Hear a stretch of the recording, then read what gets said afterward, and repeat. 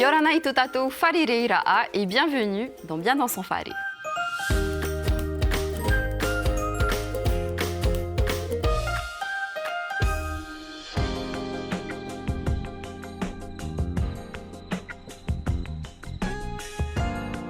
Aujourd'hui, Eva nous ouvre les portes de sa maison et la maison, c'est aussi une aventure humaine et c'est ce que l'on découvre tout de suite.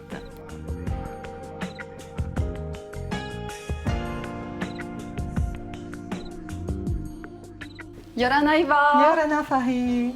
Merci de m'accueillir chez toi. Je t'en prie, avec grand plaisir. Alors j'aimerais que tu me racontes l'histoire de ta maison, comment ça a débuté. Apparemment, Miri, c'était l'une des premières maisons. Oui, alors moi j'avais un appartement avant et je ne me voyais pas vivre en appartement tout le temps.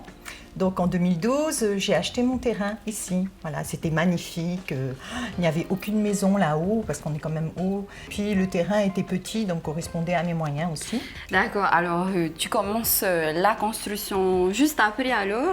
Ça s'est bien passé Non, ça s'est pas très bien passé avec l'entrepreneur qui n'a pas été quelqu'un de très honnête. Hein, donc je vais éviter de citer son nom. De toute façon, il n'exerce plus.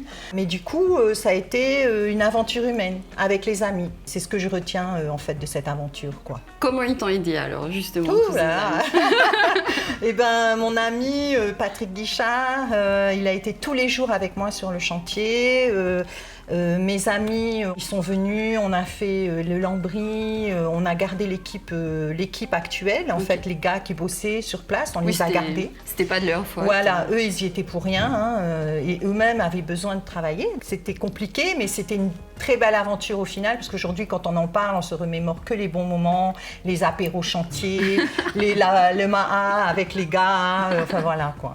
Et le choix des matériaux, comment tu as fait pour choisir C'est une question de couleur. J'aimais bien le rouge, j'aimais bien le noir, le gris. Le gris, c'est vrai que c'est tendance, ça reste dans le temps en fait. Ouais. Et du coup, je trouve que c'est bien choisi. Et donc sur le matériel... Ça c'est du granit. Parce que c'est pratique, tu peux poser du chaud aussi, toujours pour la cuisine, tu vois, c'est facile d'entretien. Ça c'est de la déco, hein. On a fait ça avec mon ami Patrick Guichard. C'est fait sur de la tôle, on a écrit... T'as que des mots en fait qui représentent, qui sont importants pour moi. Lui, c'est un artiste. Voilà. Tu as des œuvres de Patrick Guichard chez moi. En fait, tu as des œuvres un peu de tu vois, Teina Calissier. Donc lui, oui, c'était une technique et on l'a fait, on s'est bien amusé. C'était cool.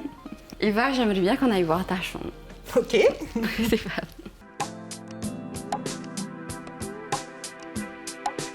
Alors voilà la chambre. Alors là, on est carrément dans un autre style. Ouais, là, on est dans une autre ambiance. Les murs sont blancs déjà. Oui, ça facilite le sommeil.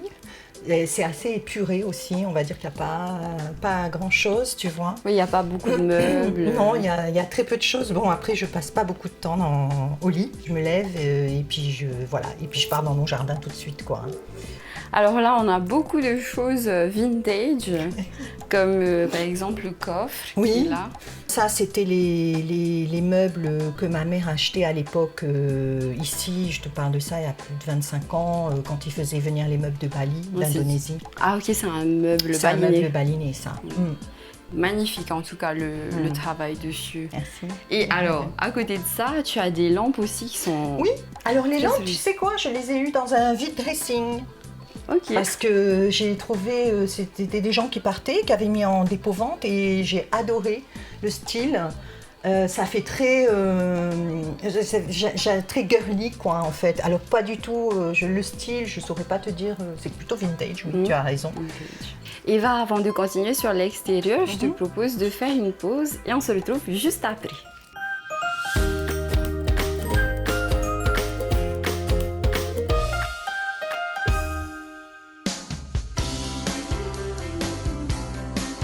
Avant toute mise en œuvre de peinture, il faut déjà faire un petit tour de sa façade pour bien identifier d'une part les supports qu'il faudra peindre.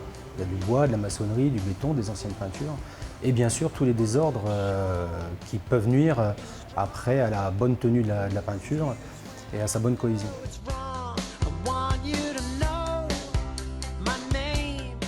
Le ravalement de façade consiste à la mise en peinture de la façade. En revanche, lorsqu'on parle de rénovation de façade, c'est lorsque les façades présentent vraiment beaucoup de désordre, qui nécessitent des réparations avant la mise en peinture.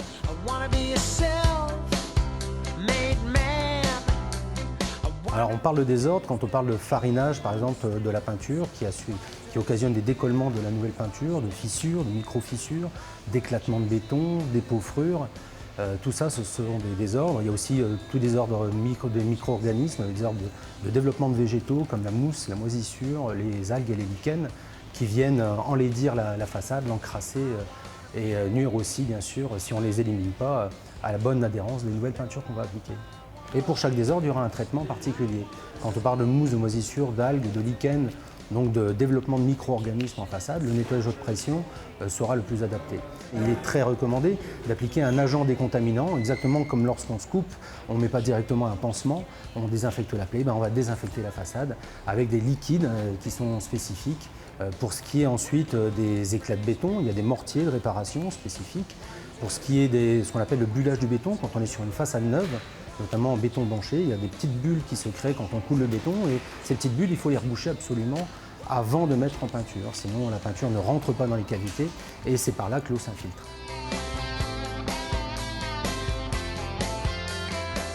La peinture, en plus de ses fonctions décoratives, a surtout des fonctions de protection.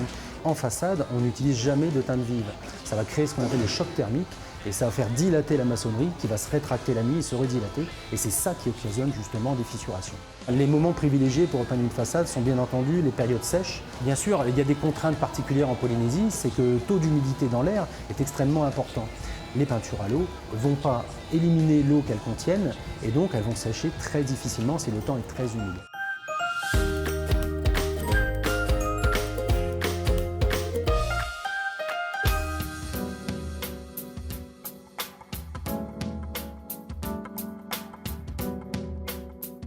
Je comprends pourquoi tu aimes l'extérieur de ta maison.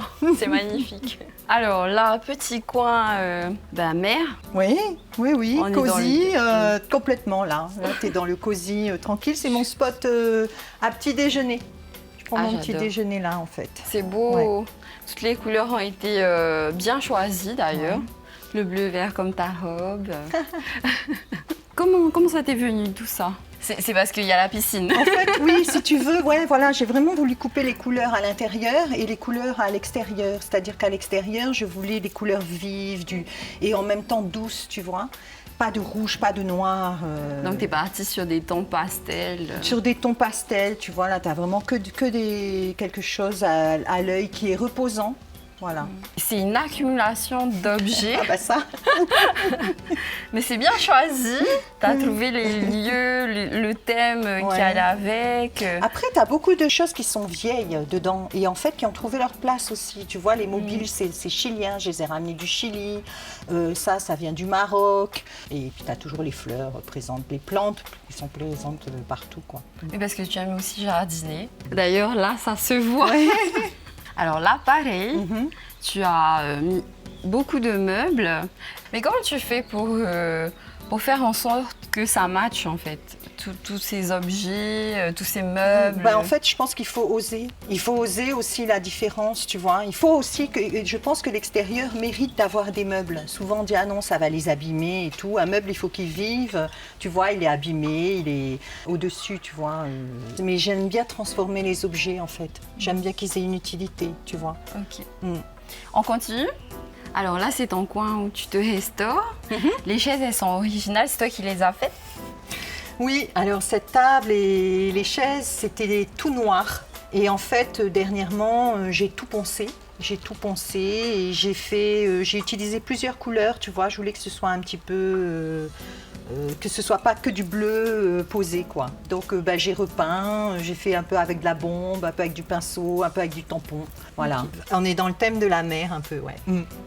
Pareil, ça c'est trop beau aussi. Ça c'est un cadeau d'une de mes amies. Alors normalement c'est des bougies qu'on met dedans et j'ai mis des fleurs. Et j'ai vu un petit coin, j'aimerais bien qu'on y aille. Ok, le patio, je t'amène. Petit coin détente. Oui, là c'est le spot apéro. Je comprends pourquoi Tu adores être à l'extérieur. C'est toi qui as planté toutes ces lianes? Oui. Là, c'est une liane de feu qui ne fleurit qu'une fois par an. C'est tout rouge, c'est magnifique. Ok. Ce pan-là, on nous a parlé c'est en de ça. saison fraîche. Hein. En fait, c'est comme la liane de jade. Exactement, c'est Mais en fait, magnifique. ça s'appelle la griffe du diable. Exact. Tu peux me parler du côté jardin, puisque tu adores ça.